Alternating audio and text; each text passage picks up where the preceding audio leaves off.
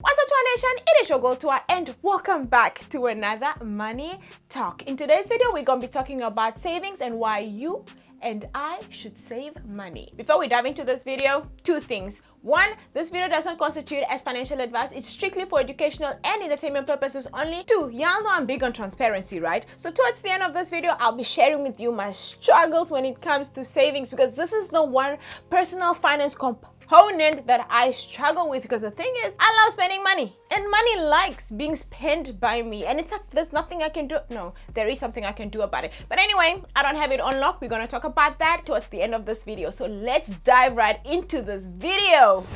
So what are savings? Savings refers to income not spent. It is the money you have left after subtracting your expenses from your income. In personal finance, savings specifies a low risk preservation of money as opposed to investing, which has a higher risk. So in short, income less expenses equals savings. So let's look at the reasons why you and I should be saving money. Oshimariwa the money. Okay? One, emergency cushion. Let me tell you one thing, and I'm sure you already know this. Life happens to all of us, whether you want it or not. And what I've learned is that when it rains, it pours.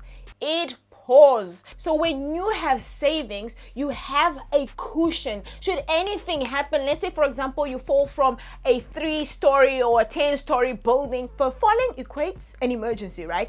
And this is now the floor where you're gonna fall on, which is the cushion. So when you fall from that 10-story building, it's and if you have a cushion, guess what? It's gonna be a soft landing. But if you don't have a cushion, what happens? And then brain open, everything. I know that's graphic, but it's like everything splatters, the brain is open, everything. I know that's very graphic, I'm sorry, but you kind of get the idea, right? So when you have savings, it serves as your emergency cushion, because whether you want it or not, life is going to happen to you, life is going to happen to me, it's going to happen to all of us. But it makes it so much easier when you have something soft to land on. And it's crazy when you're an adult and you don't have an emergency cushion. It's like everything that can go wrong will go wrong. That is just the fact. You wake up, ooh, flat tire, ooh, car needs to go for wheel alignment, ooh, family contribution, ooh, medical expense. If you don't have an emergency cushion, what's gonna happen?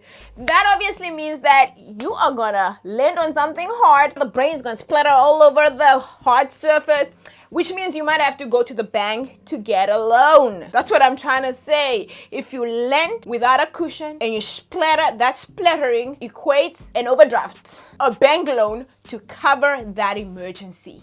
2, retirement. Listen, if you are planning on retiring one day, that means that you need to start putting money away so that you can live off of that money. You're gonna save that money and maybe invest it so that you have something to live off of when you retire.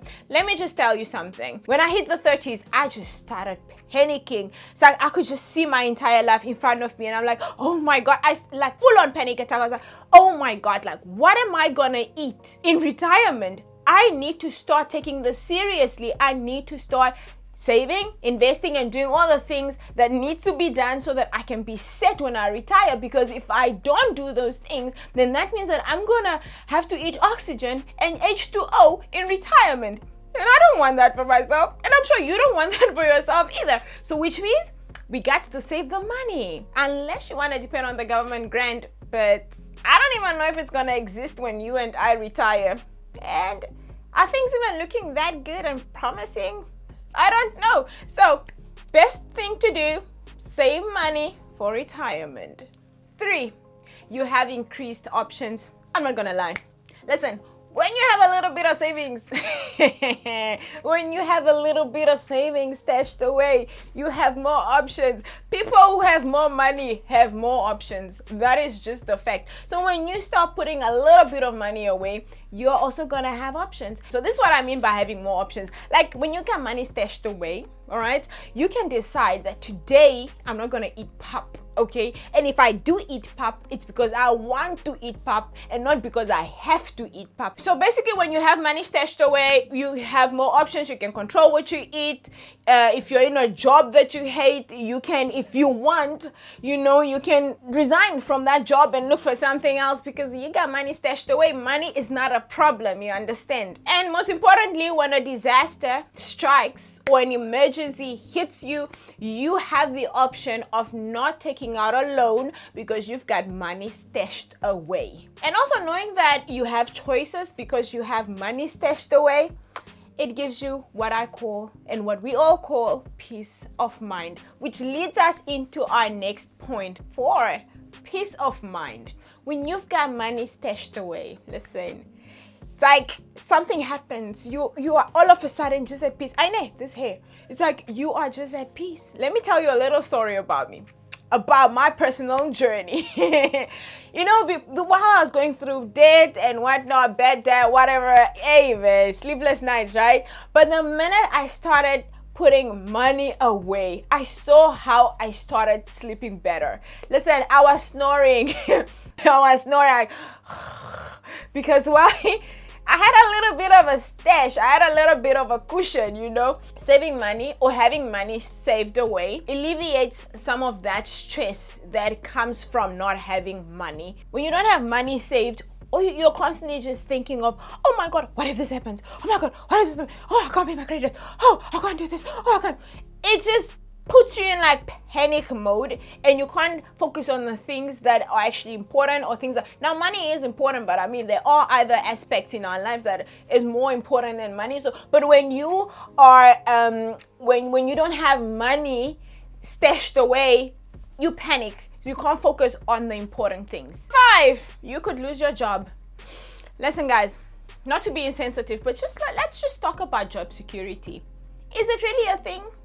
Is it really a thing? I've been reading in the media, people are losing jobs due to what's happening with the virus. But I mean, is job security even a thing? Is it a thing? Because every time I read like, some people got retrenched, people got laid off, I'm just like, oh my God.